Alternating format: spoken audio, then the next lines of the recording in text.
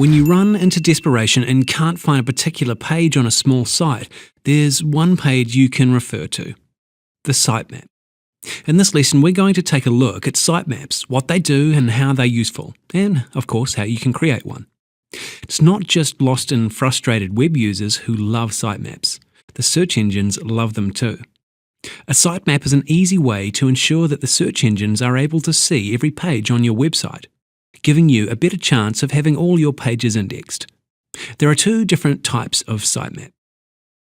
This type of sitemap is designed for humans, although the search engines find them handy as well.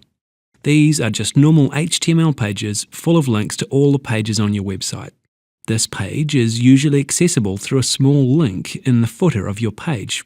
There is no need to make it a giant, obvious link in your navigation. There's nothing special you need to do to create this page. Just create it like any other HTML page. The second type of sitemap you should be familiar with is commonly called a Google sitemap, even though it's used by Google, Yahoo and MSN. It looks kind of like this. It's not really human-friendly unless you like reading XML, but it contains a lot more information for the search engines than the traditional sitemap, such as change frequency. This tells the search engines how frequently the page is likely to change. For instance, your privacy policy probably won't change very regularly, so you might set it to yearly. Your blog, on the other hand, might change every day, so you could set it to daily. As with most information on the sitemap, what you say here is simply taken as a hint by the search engines. Even though you say that your page changes hourly, you might not find the spiders crawling your site every hour. Similarly, you might find them wandering through your yearly page more regularly than you suggested. Priority. Which is the more important page on your site, your homepage or your Contact Us form? Sitemaps allow you to give a weight or priority to your pages relative to each other. The value ranges from 0.0 for your least important page up to 1 for your most important page, with the default value being 0.5. Because you're talking about pages that are relative to each other, you can't go in and say that all your pages are the most important pages.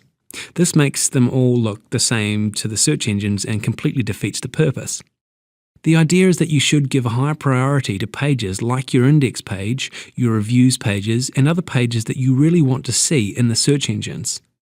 You should give lower priority to pages that don't really need to be in the search engines. This information might help the search engines choose between different pages on the same site. It won't affect your search engine rankings, but at least you won't find your Contact Us page starring in the search engine listings while your articles are left on the curb. The last modified. This tells the search engines when your page was last changed. The idea being that if they see from this that your page hasn't changed, they might not bother to spider it again, thus saving a bit of time and energy. In reality, the search engines have other ways of determining whether a page has been updated, so it's not really necessary to include this one. Particularly if you're updating your sitemap by hand, this could get very tedious. And creating a Google XML sitemap?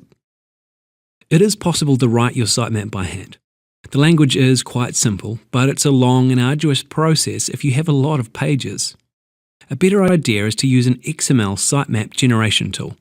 If you're using WordPress, Drupal, PHP-BB, or many other content management systems, there are plugins and modules that you can incorporate into your CMS to automatically generate and maintain your sitemap. There is also a plugin for Dreamweaver which you can run to generate your sitemap.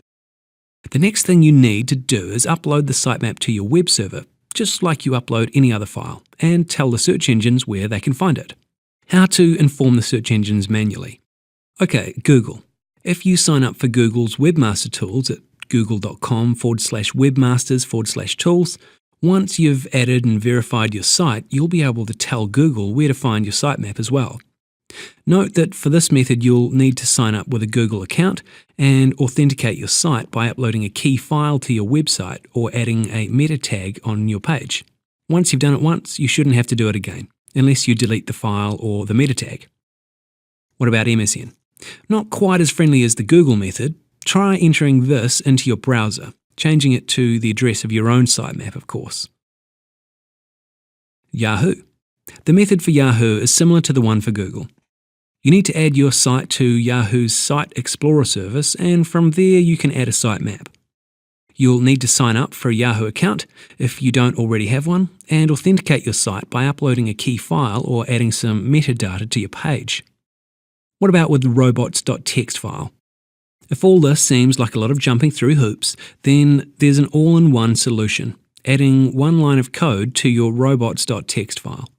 Each time a web crawler visits your site, the first thing it looks for is a robots file.